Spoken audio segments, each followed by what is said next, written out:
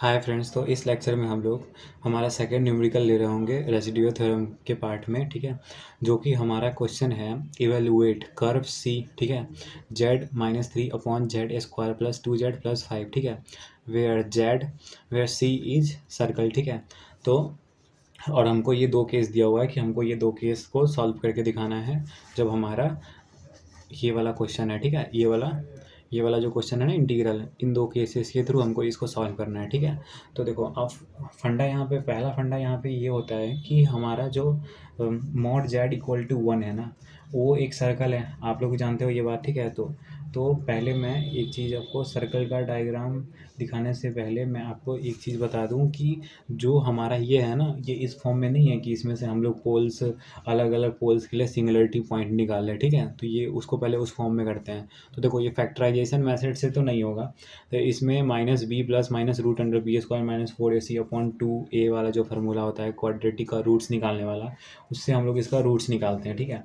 तो सॉल्यूशन होगा the poles are z² plus 2z+5 equal to 0, ठीक है। तो ये है, और इसका पोल्स क्या होगा, z इक्वल टू -1 प्लस 2 आयोटा, और दूसरा पोल जो आएगा -1 -2 आयोटा, ठीक है। ये दूसरा पोल आ गया मेरा। अब फर्दर देखो, अब फर्दर मेरा पहला केस क्या है, पहला केस है मेरा मॉड जेड इक्वल टू 1। तो पहला केस मेरा मॉड जेड इक्वल टू 1 है, तो मॉड जेड इक्वल टू 1 मैंने स्टार्टिंग से, इस प्लेलिस्ट के स्टार्टिंग से समझाता आ रहा हूँ कि मॉड जेड इक्वल टू 1 ये हमारा सर्कल होता है, और सर्कल का सेंटर 0 होगा क्योंकि जेड -a होता है और a यहाँ पे अवेलेबल नहीं है, मतलब सेंटर मेरा 0,0 है, ठीक है। और रेडियस क्या होगा, इक्वल टू r होता है, तो बाहर जो होता है वही रेडियस होता है, तो रेडियस मेरा हो जाएगा 1, ठीक है। तो इसका मेरा सर्कुलर वाला डायग्राम क्या बनेगा वो देखो इस केस में, ठीक है। तो ये मेरा क्वेश्चन है और इसका सर्कुलर डायग्राम मैं बनाने वाला हूँ, ठीक है। तो देखो, तो ये मेरा डायग्राम हो गया, ठीक है। और इस डायग्राम में एक सर्कल बना देता हूँ मैं, ठीक है। ये सर्कल हो गया मेरा, जिसका मेरा रेडियस 1 है, तो ये वाला पॉइंट क्या हो जाएगा मेरा 1 हो जाएगा, और दूसरा पॉइंट 2 हो जाएगा, और ये क्या हो जाएगा मेरा -1 हो जाएगा, और ये दूसरा पॉइंट मेरा -2 हो जाएगा, ठीक है। अब यहाँ पे मेरा -1 है और यहाँ पे मेरा -2 है, यहाँ पे मेरा 1 है और यहाँ पे मेरा 2 है, ठीक है। यही वैल्यू होगा ना, ये 1 और 2। तो हमको ये बताओ कि जो ये दो रूट्स आया है मेरा, ये रूट्स इस सर्कल में अंदर आएगा या बाहर आएगा या फिर कहाँ पे आएगा। तो पहले रूट्स को प्लॉट करते हैं। तो ये जो होता है मेरा -1 प्लस x 2 आयोटा, तो ये जनरल फॉर्म में अगर इसको बोले तो इसको हम ऐसे बोलते हैं ना, x प्लस आयोटा y। तो x क्या है मेरा, x मेरा -1 है, ठीक है। तो x मेरा -1 ये पॉइंट, और y कहाँ है मेरा, तो y मेरा 2 पे है, तो हमको 1 से ऐसे 2 पे जाके हमने पहला पॉइंट प्लॉट कर दिया। तो पहला पॉइंट तो मेरा सर्कल के बाहर है। दूसरा पॉइंट देखो, दूसरा में क्या है, x मेरा -1 है, तो x मेरा -1 है, लेकिन y क्या है मेरा, यहाँ पे मेरा y -2 है, तो x -1 और y -2, तो -2 तक x को लेके चले गया, ठीक है। तो यहाँ पे क्या हो गया मेरा पॉइंट, ये मेरा पहला पॉइंट था -1, ठीक है, +2 आयोटा, ठीक है। और फर्दर दूसरा जो पॉइंट आएगा वो आएगा मेरा -1, ठीक है, -2 आयोटा, ठीक है। ये मेरा दूसरा पॉइंट आ गया। इस तरह से प्लॉट किया और हमको पता चला कि दोनों पॉइंट ना मेरा सर्कल के बाहर ही आ रहा है, ठीक है। तो अब दोनों पॉइंट जब सर्कल के बाहर आ रहा है तो इसका फर्दर हम लोग इसका सॉल्यूशन देखेंगे। तो हम लोग लिख देंगे कि both the points are outside of the circle, ठीक है। तो सो बाय कॉचीज थ्योरम, ठीक है। तो कॉचीज थ्योरम जो कहता है उससे हम लोग, हमारा जो इंटीग्रेशन हमको क्वेश्चन में दिया हुआ है, ठीक है, तो हम लोग लिख सकते हैं कि f(z) dz इक्वल टू 0, ठीक है। तो हमारा फर्स्ट केस का आंसर आ गया, इंटीग्रल सी z³ कॉचीज थ्योरम में ये वाला फार्मूला का वैल्यू 0 था ना जब दोनों आउटसाइड पॉइंट आते हैं, ठीक है। तो हमारा इंटीग्रल जो है z² + 2z, ठीक है, +5 डी जेड जो है वो इक्वल टू मेरा 0 आ गया। ठीक है, तो ये मेरा फर्स्ट केस के लिए आंसर हो गया।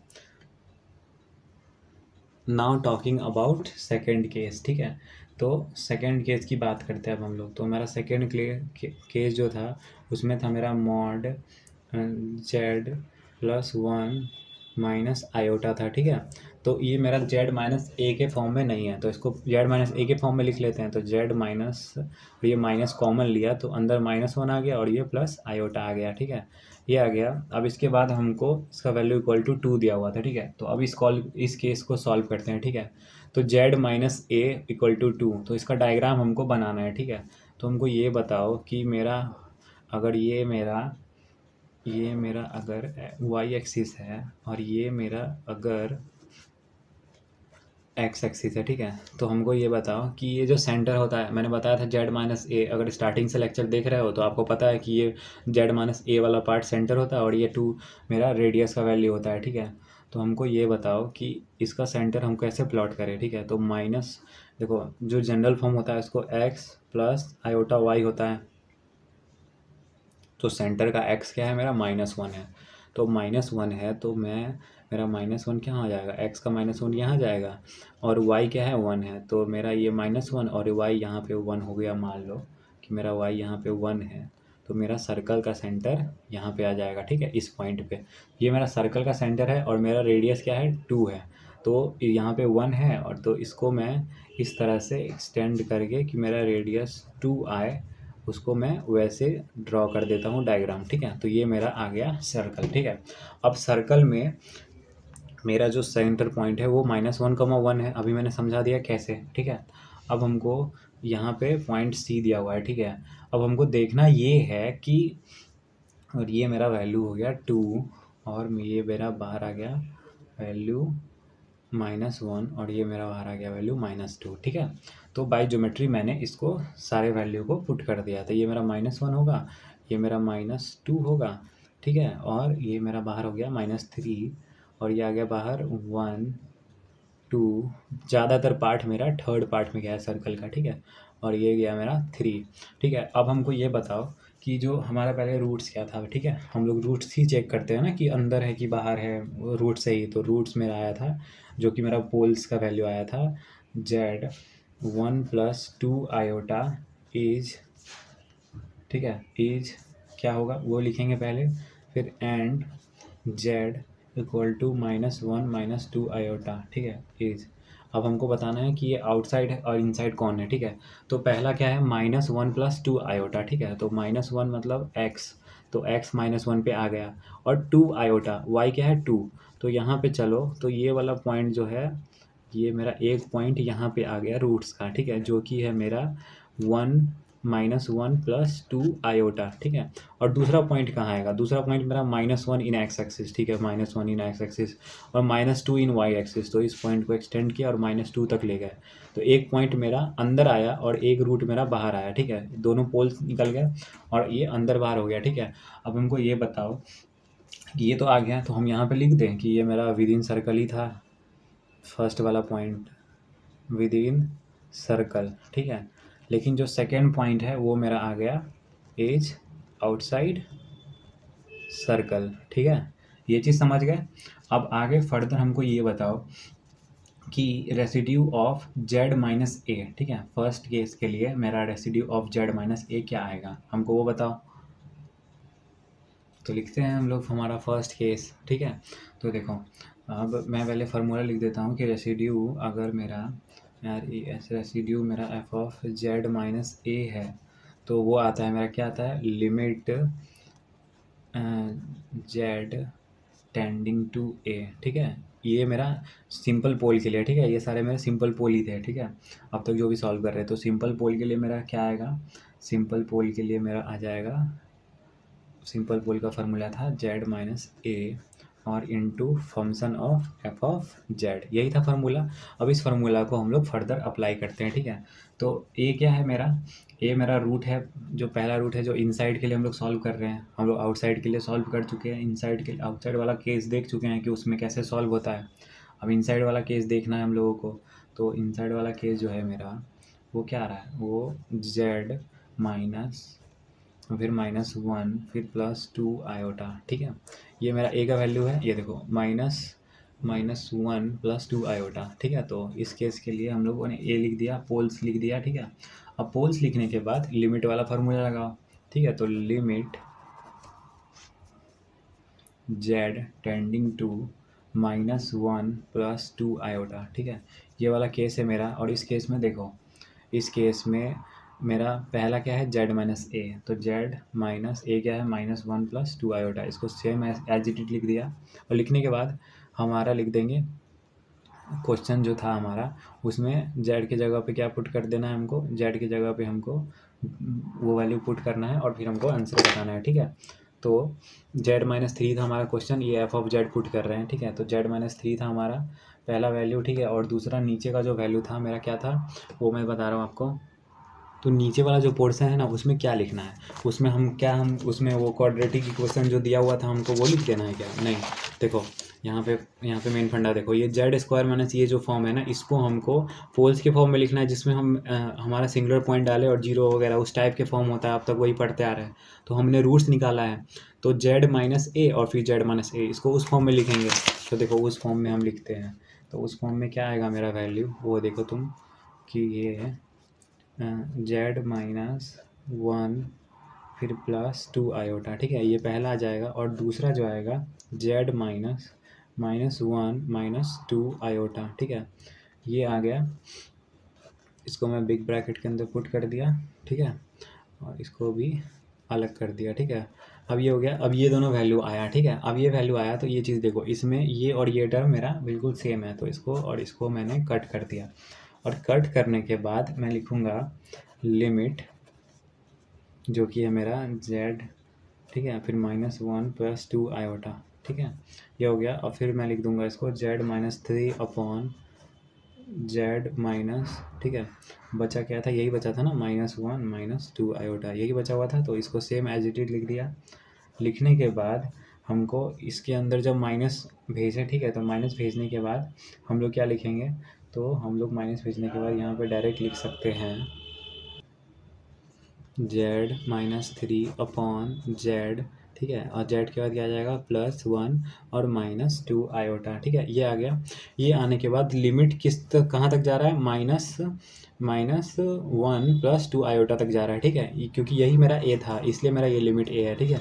देखो हमने इस वाले पॉइंट को ही हमारा इसको रूट को लेके सॉल्व कर रहे हैं, ठीक है। तो यही हमारा ये था, ठीक है। तो आउटसाइड वाले केस के लिए आपको पता है वैल्यू 0 आएगा, इनसाइड वाले केस का हम लोग सॉल्व कर रहे हैं ए, ठीक है।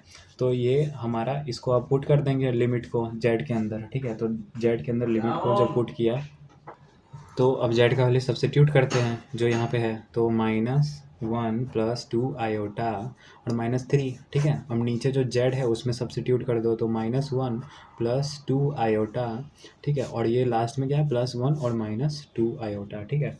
तो इसको जब फर्दर कैलकुलेट करोगे तो ये -4 आ जाएगा और ये 2 आयोटा आ जाएगा, तो -4 + 2 आयोटा अपॉन में इसको जब कैलकुलेट किया तो ये कट हो गया, ठीक है। और कट होने के बाद मेरा ये प्लस साइन है, मैंने गलती से इसको माइनस कर दिया, ठीक है। ये अंदर जब माइनस मल्टीप्लाई हुआ था तो ये माइनस का प्लस और ये माइनस का प्लस, ठीक है। तो ये प्लस साइन है और यहाँ पे क्या आ गया, 4 आयोटा आ गया, ठीक है। 4 आयोटा आ गया। और ये 4 2 टाइम्स, ये 2 1 जा 2, 2 1 जा 2 और नीचे 2, ठीक है। तो ये कट हो जाएगा वैल्यू, तो -2 प्लस आयोटा अपॉन 2i आ गया, ठीक है। अब ये वैल्यू आ गया। तो ये जो वैल्यू आया है हमारा, तो इसके बाद क्या कर देंगे, हमको क्या करना था, वो इंटीग्रेशन को, हमको जो इंटीग्रेशन था उसको एवेल्यूएट करना था। क्वेश्चन में जो कर्व सी का इंटीग्रेशन हमको दिया हुआ था, ये देखो, हमको जो कर्व सी में हमको दिया हुआ था इसको एवेल्यूएट करना है, ठीक है। तो इसको एवेल्यूएट करेंगे, इस जो हमारा वैल्यू आया है इसकी मदद से, जो लिमिट वाला वैल्यू आया है, ठीक है। तो ये हमारा रेसिड्यू आया है, ठीक है। तो इसको रेसिड्यू इक्वल टू ही लिमिट वाला होता है ना, तो रेसिड्यू अब हमारे पास आ चुका है, तो उसको कैसे इवेल्यूएट करेंगे, तो देखो, फ्रॉम रेसिड्यू थ्योरम, ठीक है। तो रेसिड्यू थ्योरम से हमको पता है फार्मूला क्या था, इंटीग्रल सी का। जब इंटीग्रल सी और f(z) dz हमको दिया हो तो उसका फार्मूला होता है 2πi, ठीक है। और रेसिड्यू ऑफ f(a1) होता है फिर plus residue of F of A two होता है, फिर प्लस डैश डैश डैश, और ये गया मेरा ब्रैकेट में, ठीक है। और इंटीग्रल सी, और एफ ऑफ जेड क्या थे मेरा, जेड माइनस थ्री अपॉन, तो अपॉन में क्या आ जाएगा मेरा, अपॉन में Z square plus two Z, ठीक है, और प्लस फाइव। इसको ही हमको एवेलुएट करना था, तो इसका क्या फार्मूला था, इसका फार्मूला था two pi I into residue of, सिर्फ एक ही है, ठीक है, इसमें सिर्फ एक ही फंक्शन है, तो residue of F of Z minus, और ये माइनस वन प्लस टू आई, ठीक है, हमको यही फाइंड आउट करना था ना।